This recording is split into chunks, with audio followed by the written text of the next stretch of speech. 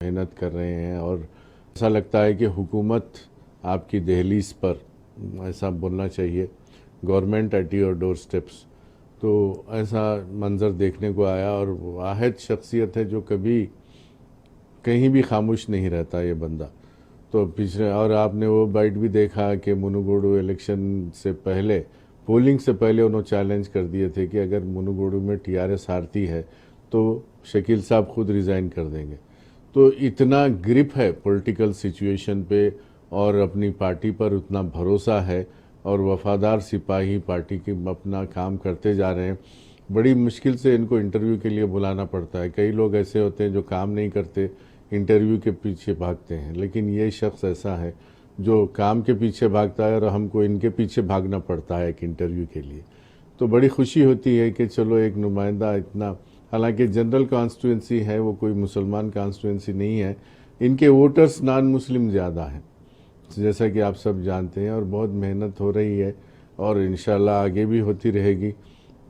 शकील भाई, आपको गुस्सा भी जल्दी आ रहा आजकल।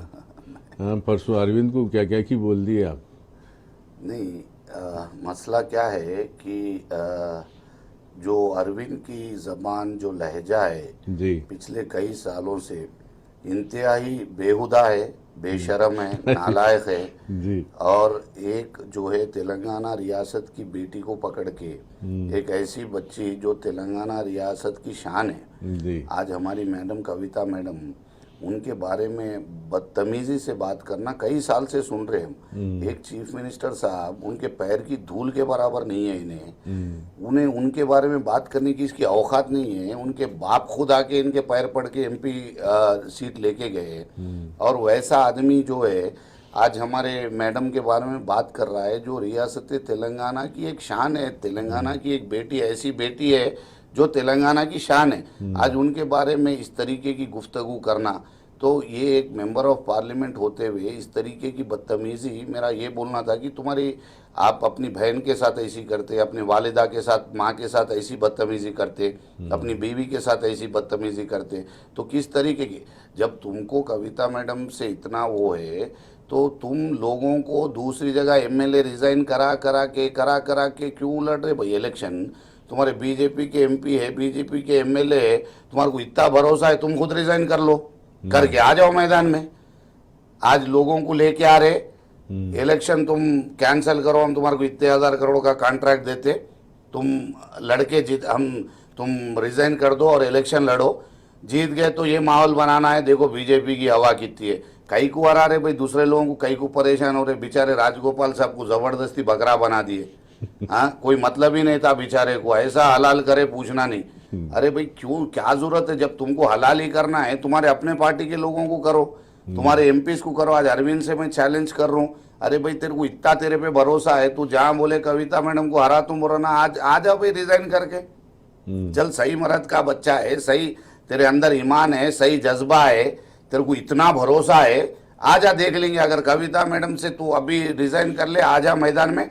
अगर कविता मैडम हार गए तो मैं पूरे निजामाबाद के एमएलए को रिजाइन कराता हूँ ठहरा के, आजा बोलो, मैं ओपन चैलेंज कर रहा हूँ। तुम लोग आज किसी ना किसी को बकरा बना के बलि चढ़ाने की कोशिश कर रहे, ये गलत बात है। जिस तरीके की गलत सियासत बंगाल में इसी तरीके से इन्होंने किया, लेकिन इनका कुछ नहीं चला। कर्नाटक में हुकूमत गिरा दिए, महाराष्ट्र में हुकूमत गिरा दिए, गोवा में हुकूमत गिरा दिए, कई ऐसे राज्यों में पैसों के जोर से। आज मुनगोड इलेक्शन में भी आप देखें एमएलए का एपिसोड कैसा था, उसी तरीके से सिर्फ पैसे के जोर पे आज पूरे हिंदुस्तान में दादागिरी, गुंडागिरी करने की जो कोशिश की जा रही है, जो अमन और चैन के माहौल को ख़राब करने की कोशिश की जा रही है, ये आने वाले हिंदुस्तान के लिए बहुत ख़तरनाक है। आज हिंदुस्तान को केसीआर के जैसे लीडर की क़यादत की ज़रूरत है।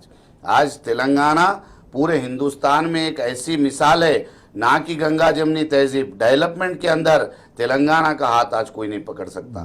तेलंगाना के लोग जिस तरीके से खुशो खुर्रम है, हिंदुस्तान के लोग भी ऐसे ही खुश रहना चाहिए। लेकिन मज़हब के बारे में, जो मज़हब के नाम पे जो सियासत करने वाले लोग हैं, ख़बरदार। मैं आवाम से भी गुजारिश करता हूँ कि ऐसे लोगों से आप लोग बिल्कुल एहतियात बरतिए, क्योंकि अपनी आने वाली नस्लों के लिए जहर भर रहे हैं, और इस जहर से किसी का अच्छा नहीं हो सकता।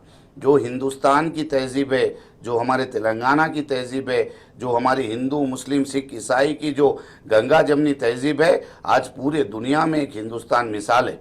आज उसको, उस तहजीब को ख़त्म करने, उसका मर्डर करने की, डेमोक्रेसी का मर्डर करने की जो कोशिश की जा रही है, इसको ख़त्ई केसीआर साहब नहीं होने देंगे। हम सारे लोग केसीआर साहब के साथ है, बराबर लड़के रहेंगे। लड़के तेलंगाना हासिल किए। आज हिंदुस्तान में जो जहर फैलाया जा रहा है, इसके खिलाफ भी हम बहुत बड़ा परचम लहराएंगे, लड़ेंगे और ज़रूर इसको जो है बीजेपी मुक्त भारत बनाने के लिए हर तरीके से हम लोग पूरी कोशिश करेंगे। अब आखिरी में एक बार बीआरएस के बारे में बताइए, मुसलमानों का क्या रोल होना चाहिए बीआरएस में? हिंदुस्तान का हर मुसलमान की नज़र अब बीआरएस की तरफ है। देखिए, भारतीय राष्ट्रीय समिति एक ऐसी पार्टी हिंदुस्तान में उजागर होगी। मैं आपको छोटी सी मिसाल दे दूं कि 60 साल 50 साल 60 साल हिंदुस्तान के मुसलमान कांग्रेस को जिताते रहे, लेकिन हासिल कुछ नहीं हुआ। जो हमारे एक्चुअल हक हमको मिलना चाहिए था, कभी नहीं मिला। आज टीआरएस पार्टी की जो हुकूमत है, आज तेलंगाना में जिस तरीके से यहाँ पे मुसलमान ज़िंदगी गुजर बसर कर रहे, शान व शौकत के साथ और हिफाजत के साथ, ऐसा हिंदुस्तान में मुसलमानों को अगर जीना है तो केसीआर साहब के जैसे लीडर की क़यादत बहुत ज़रूरी है आज हिंदुस्तान में। आज मैं तमाम हिंदुस्तान के मुसलमानों से अपील करता हूँ कि बीआरएस पार्टी को कामयाब बनाइए, जो हर कौम की रहबरी कर सके। एक पीस और लॉ एंड ऑर्डर पूरे हिंदुस्तान में मेंटेन होते हुए पूरे हिंदुस्तान की तरक्की होगी और बीआरएस पार्टी इंशाल्लाह आगे चल के वंडर्स करेगी। हर जगह बीआरएस का नाम रहेगा। लोग केसीआर साहब को बहुत दिल से चाहते हैं। मैं महाराष्ट्र, कर्नाटका के मेरे कई सारे दोस्त हैं, कई पॉलिटिकल लीडर्स हैं, उनसे मैं बात करते रहता हूँ। हमेशा वो लोग बोलते हैं कि आपकी जैसी क़यादत हमको चाहिए, हम बदनसीब है भाई, हमको केसीआर के जैसा लीडर चाहिए। तो इस तरीके की सोच आज पूरे हिंदुस्तान में हर रियासत के लोगों के बीच में आ गई है कि हमको तेलंगाना की तरह आगे बढ़ना है और केसीआर की जैसी लीडरशिप आज हिंदुस्तान में चाहिए। ये लोगों की सोच है और इंशाल्लाह बीआरएस पार्टी बहुत बड़े पैमाने पे कामयाब होने वाली है। सिर्फ एक बीजेपी से सारे लोग आज नफरत कर रहे। अगर लोग कोई सोच रहे कि भारतीय जनता पार्टी लाने वाले, कहीं नहीं आएगी। उधर तमिलनाडु में ज़ीरो है, इधर कर्नाटक में ज़ीरो है, उधर आंध्रा तेलंगाना में तो इनका कोई वजूद ही नहीं है। उसके बाद हरियाणा में टोटली अभी आउट होने वाले, टोटल अगेंस्ट है। पंजाब में तो फार्मर्स डायरेक्ट थूक दिए मुंह पे। उसके बाद आज यूपी में भी अखिलेश साहब का अच्छा दबदबा है। नीतीश कुमार इनके पार्टनर थे, बिहार में वो निकल गए। वेस्ट बंगाल वन साइड जो है टीएमसी पार्टी का है। तो इनका कौन सा अलायंस है, कहाँ से ये लोग ला लेंगे ये वोट, मेरे तो समझ में नहीं आ रही बात। किसी हाल में भारतीय जनता पार्टी कोई भी कैलकुलेशन में यहाँ पे अगली बार हिंदुस्तान में हुकूमत नहीं कर सकती। जी, तो नाजरीन, आपने देखा और सुना, शकील आमिर साहब जो एमएलए हैं, टीआरएस पार्टी के सीनियर कायद हैं, जो चुन के आए हैं कायद। हालांकि बहुत बड़ी कॉन्स्टिट्यूंसी है, जनरल कॉन्स्टिट्यूंसी है और ज़बरदस्त मेजॉरिटी से ये हमेशा जीतते हैं और उम्मीद है कि आगे भी जब इलेक्शन होगा तो फिर ऐसी ज़बरदस्त तरीके से जीतेंगे। और वो बहुत ही मशहूर इसलिए है कि एक